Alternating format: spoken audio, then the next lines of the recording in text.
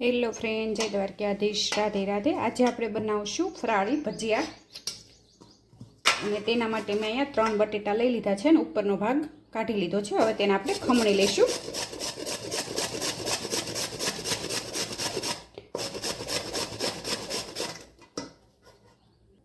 અને અહીંયા આપણા બટેટા ખમણાઈ ગયા છે, આવી રીતે ખમણી લીધા છે। અને અહીંયા મેં આપણે જે મોરૈયો આવે છે તેનો મેં મિક્સરમાં ક્રશ કરી નાખ્યો, એટલે મેં પાવડર કરી નાખ્યો હતો। આવી રીતે મોરૈયાને મિક્સરમાં ક્રશ કરી નાખ્યો અને હવે તે આમાં ઉમેરી દઈશું।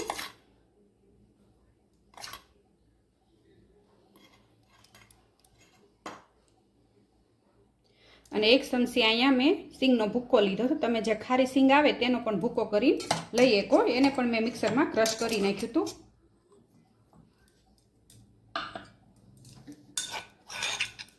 અને આ આદુ અને મરચાં લીધા છે, તેને પણ મેં જેમ તેમ થોડાક ખાંડી નાખ્યા હતા, તે ઉમેરી દઈશું। અને થોડી કોથમીર ઉમેરી દઈશું અને સ્વાદ પ્રમાણે ફરાળી મીઠું ઉમેરશું અને થોડીક હિંગ ઉમેરી દઈશું અને ગરમ મસાલો। અને અહીંયા થોડુંક મેં જીરું લીધું છે, તેને આવી રીતે મસળી ઉમેરી દઈશું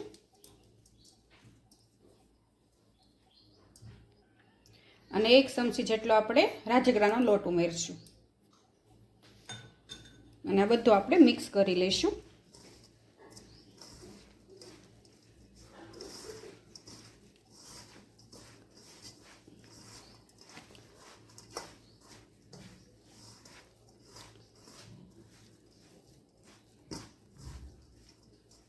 અને જરૂર લાગે તો તમે આમાં રાજગરાનો લોટ અને જે આપણે મોરૈયાનો લોટ બનાવ્યો છે તે પણ ઉમેરી શકો। અને અહીંયા જે મને થોડીક જરૂર લાગે છે એટલે હું મોરૈયાનો લોટ ઉમેરું છું અને મિક્સ કરી લઈશું। આ ભજીયા બહુ સરસ લાગે અને એકદમ ક્રિસ્પી થાય। 11 કે ગમે ઉપવાસ હોય એમાં તમે ખાઈ શકો।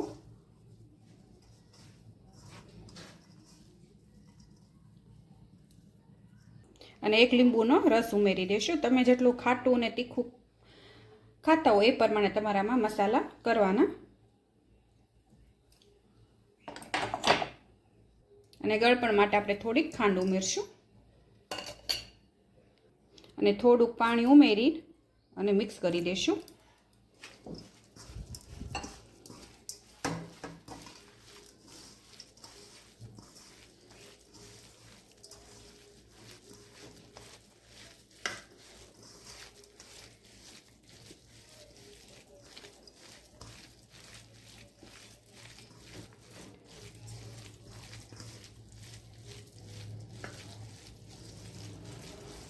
જો તમે આવી રીતે રાખવાનું, જેમ ભજીયા પડે ને એવી રીતે આવું।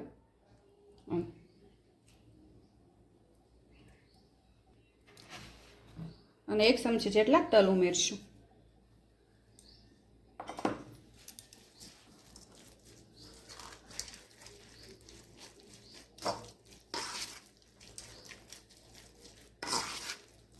હવે આને 10 મિનિટ માટે આપણે થોડીક વાર ઢાંકીને મૂકી દઈશું।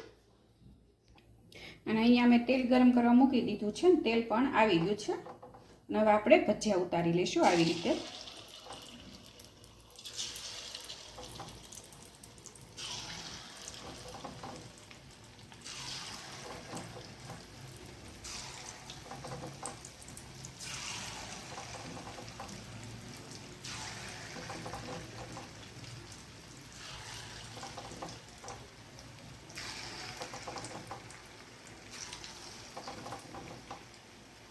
ઉપવાસમાં તો આ ભજીયા બહુ સરસ લાગે અને અમસ્તા તમે પણ કરીને ચારે ખાઈ શકો।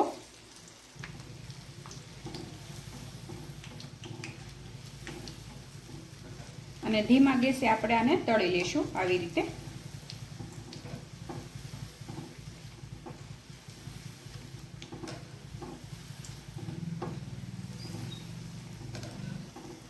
અને આવી રીતે આપણે બ્રાઉન કલરના તળી લઈશું।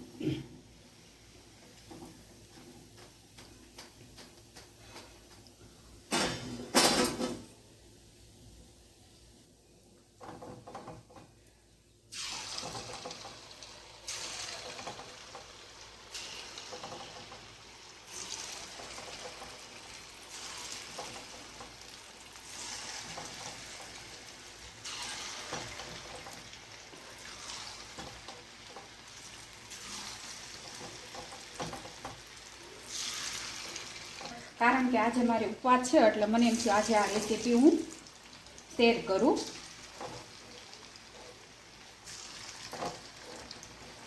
જો તમે આવી રીતે આપણે બધા ભજીયા તળી લઈશું.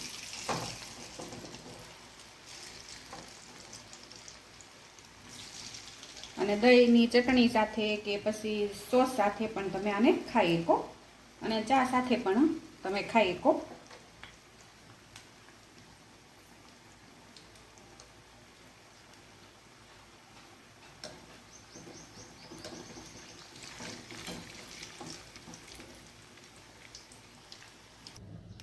અને અહીંયા આપણા ફરાળી ભજીયા તૈયાર છે મોરૈયાના લોટના. અને તેની સાથે મેં અહીંયા દહીંની ચટણી કરી છે. અને તમે જોવો છો એકદમ સરસ બન્યા છે, ક્રિસ્પી. જુઓ તમે અંદરથી પણ. અને મારી આ રેસીપી તમને ગમી હોય તો લાઈક કરજો, શેર કરજો અને સબસ્ક્રાઈબ કરજો.